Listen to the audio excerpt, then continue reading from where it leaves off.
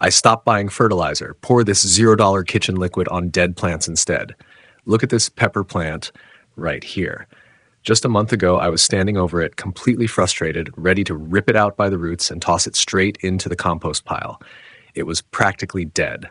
The leaves were yellow, the stems were weak, it was just giving up. But look at it now. It is absolutely exploding with new growth and fruit. And the craziest part? I didn't use a single drop of chemical fertilizer to bring it back. I didn't go to the hardware store and buy those expensive blue powders. I revived this plant using what was literally sitting right there in my kitchen sink. You know, for years, I bought into a massive lie. I thought that to have a quote-unquote green thumb, to grow your own food, and to actually be self-sufficient, you had to spend a lot of money.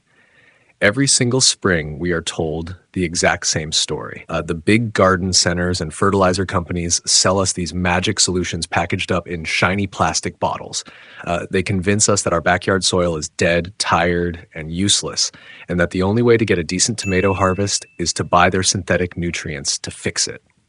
And honestly, it is a brilliant business model for them. But for us, it's a trap. It is a system designed to keep us entirely dependent on their supply chains instead of relying on our own land and our own two hands. If your ultimate goal is true food independence, if you actually want to grow real groceries in your backyard to feed your family through the year, you simply cannot build that dream on a foundation of constantly buying inputs. That is not self-sufficiency. That's just an expensive hobby. The real secret to explosive, unstoppable plant growth isn't sitting on a store shelf with a $20 price tag. It's already in your house. In fact, it's probably in your garbage can right now. Today, I'm going to show you how to completely close the loop on your homestead. We are going to take everyday, ordinary kitchen waste and turn it into 6 incredibly powerful $0 microbial liquids that will transform your dead dirt into a living, thriving ecosystem. Let's get into it.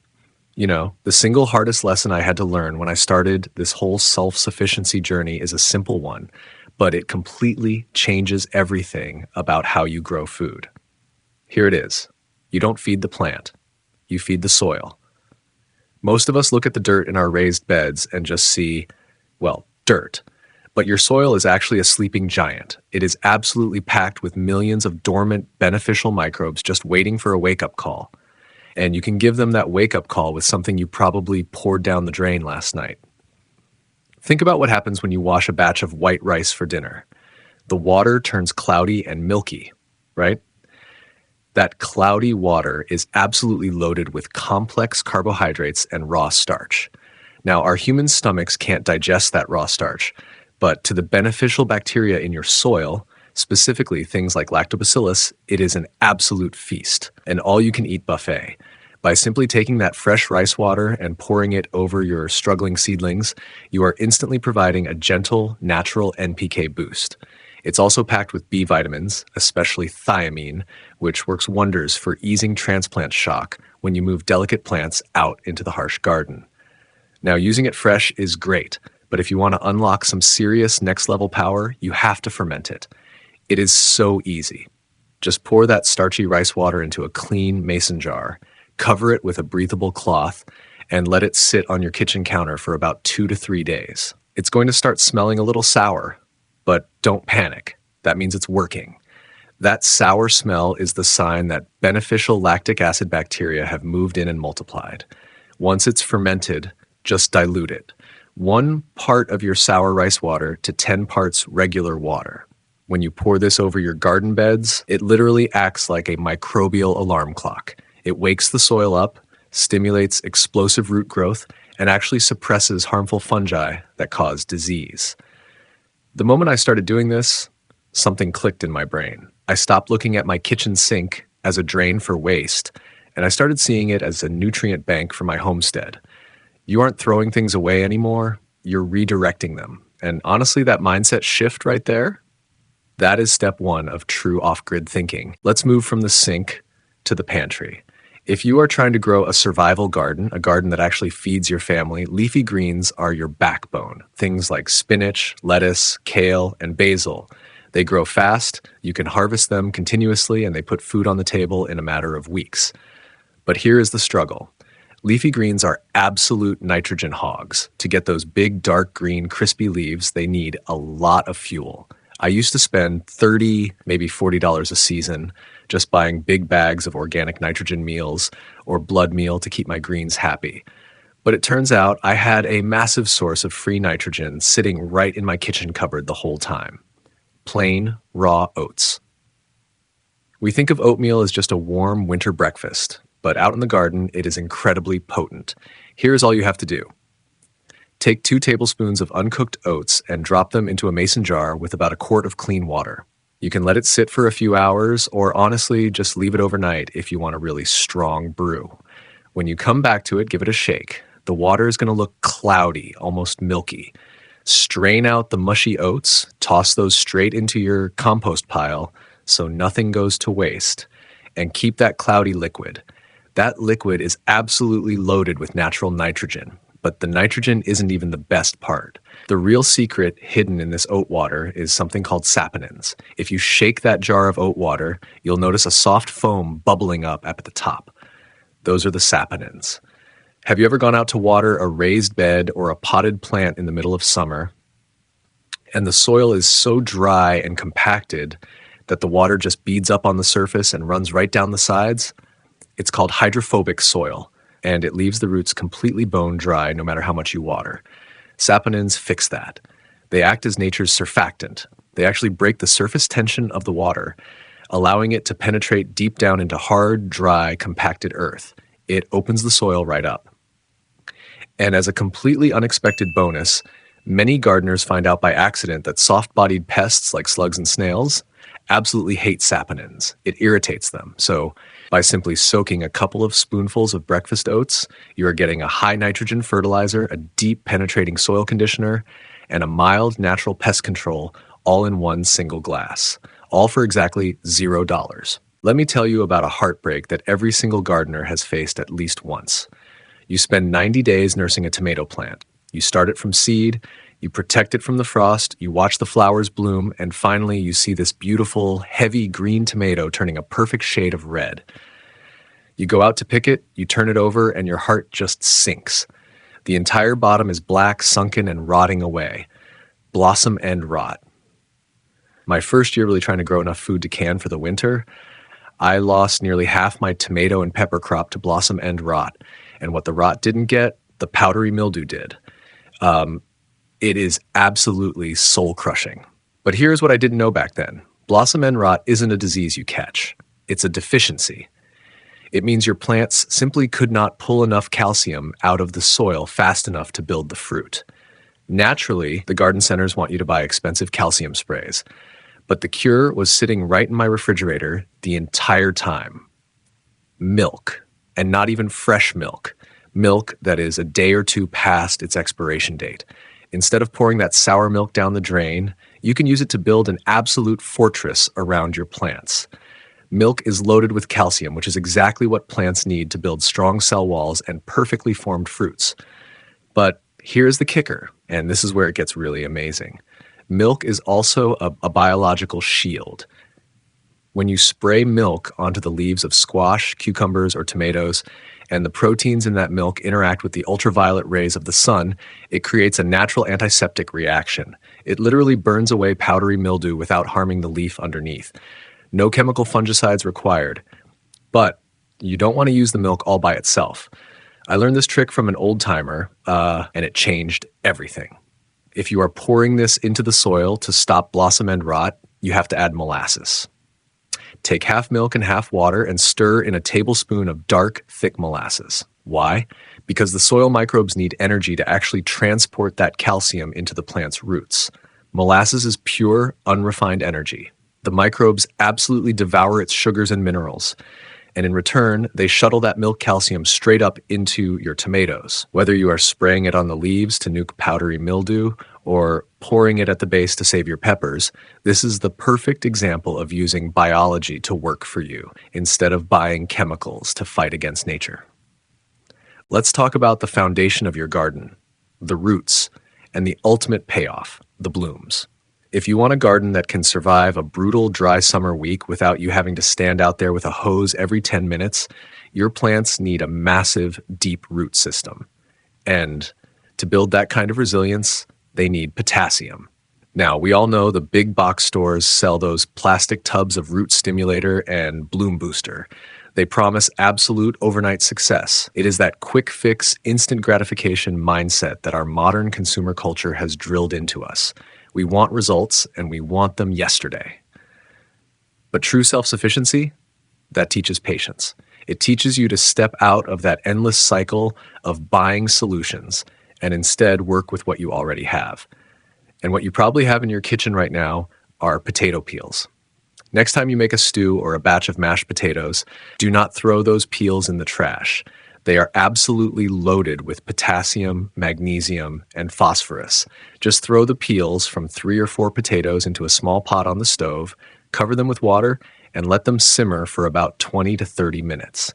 That heat is going to break down the tough cell walls of the peels and extract all those vital minerals right into the water.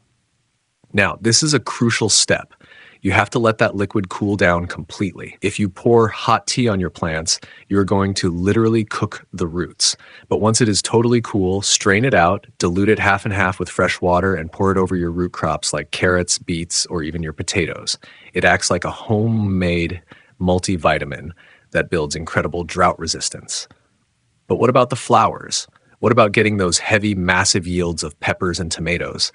For that, we need the absolute king of potassium, the banana peel. Now, I know what you've probably heard, and honestly, I used to do this too. I used to just bury whole banana peels right in the dirt next to my tomatoes. But I learned the hard way that when a raw banana peel breaks down underground, the soil microbes actually have to steal nitrogen away from your plant's roots just to fuel the decomposition process. Your plants can actually end up looking pale and stunted while that peel slowly rots. We don't want to tie up nutrients. We want to extract them fast. So here's your $0 alternative to chemical bloom boosters.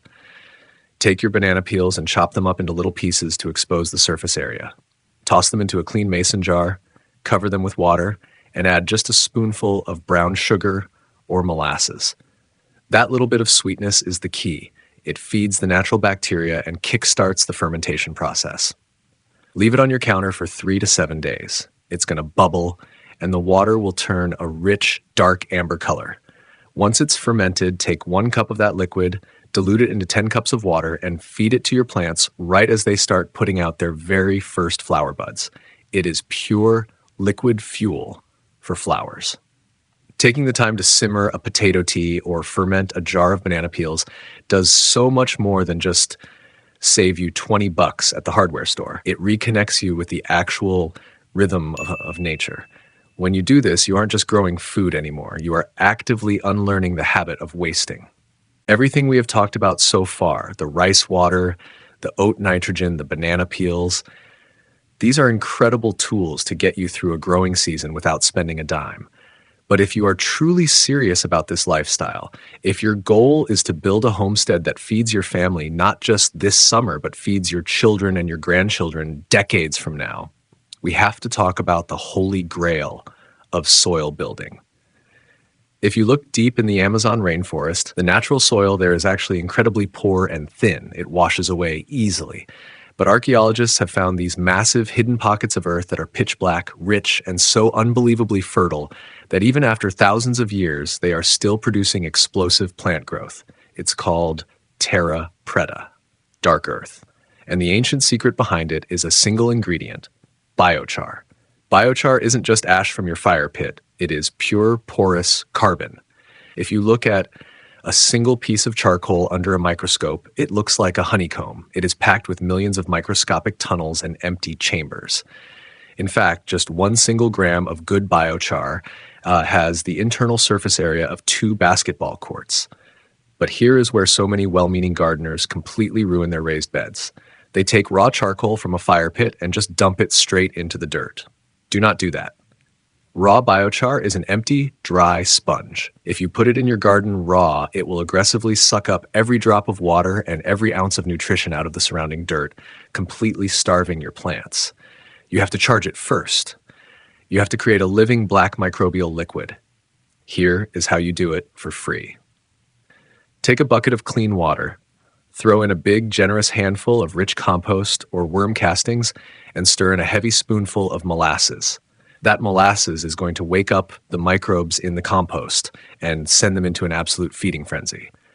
Now take your charcoal, which you can make for free just by putting out a woody brush fire with a hose before it turns to ash, crush it up into small pieces, and dump it into that living bucket of water. Leave it alone for 24 to 48 hours. What happens? It happens in that bucket is nothing short of miraculous. Those microbes, bacteria, and fungi swim deep into those microscopic charcoal tunnels and set up camp. They fill the empty sponge with pulsating life. When you finally take that bucket and pour that thick, black microbial liquid and all those charged pieces of charcoal into your garden beds, you are doing something profound. You aren't just fertilizing for a week. You are building a permanent coral reef right under your feet. Those pieces of carbon will stay in your soil for hundreds, maybe thousands of years. They will hold on to water during brutal summer droughts. They will grip onto nutrients during heavy spring floods, and they will provide a permanent, safe home for the microbiology that feeds your food. This is how you get off the fertilizer treadmill for good. You do the work once, and the earth continues to work for you forever. You are no longer just growing a garden. You are building true, lasting wealth in your soil. Before we wrap this up, I want to leave you with one final, incredibly simple secret. Sometimes, despite our best efforts, we have a seedling that just stalls out. Maybe it got hit by a late frost, or maybe it's suffering from severe transplant shock and it just sits there, frozen, unsure if it wants to live or die. For moments like that, you don't need a miracle chemical. You just need baker's yeast. Common baker's yeast, the exact same stuff you use to make a loaf of bread, is a biological powerhouse. When you wake it up in warm water, it naturally produces plant hormones, specifically cytokinins and auxins. These are the exact chemical signals that a plant's roots use to tell themselves to grow, expand, and anchor into the earth. It acts like a natural defibrillator for a dying plant. All you have to do is take 1 teaspoon of dry active yeast and 1 teaspoon of regular sugar and dissolve them into a quart of warm water. Leave it on the counter for about an hour. When you come back and see that creamy foam rising to the surface, you know the yeast is awake, active, and ready to go to work. Just pour that mixture gently around the base of your struggling transplant. The difference it makes in mitigating shock and stimulating new root growth is absolutely staggering. It costs pennies, and it works every single time. Look, this entire journey of self-sufficiency and growing your own food, it doesn't happen overnight. You don't have to master all of this tomorrow, but it does start with a single intentional habit. So here is my challenge to you this week. Do not go to the garden center. Do not buy a single plastic bottle of fertilizer. I challenge you to pick just one of these $0 microbial liquids. Just one. Maybe you save your rice water tonight after making dinner instead of pouring it down the drain. Maybe you throw a couple of banana peels into a jar with some sugar or soak some oats for your lettuce. Pick one plant in your garden, treat it with your homemade liquid, and just watch. Be your own scientist. Because I promise you this, the very first time you see a practically dead pepper plant explode with bright new leaves, or you taste a tomato that is bursting with flavor because you fed it with your own 2 hands and some kitchen scraps, you will never, ever feel the need to go back to those expensive blue powders again. You will finally realize that nothing is truly waste if you know how to unlock its value. Your trash is your treasure. Keep your hands dirty. Keep your soil alive, and I will see you in the next video as we keep building our independent gardens together.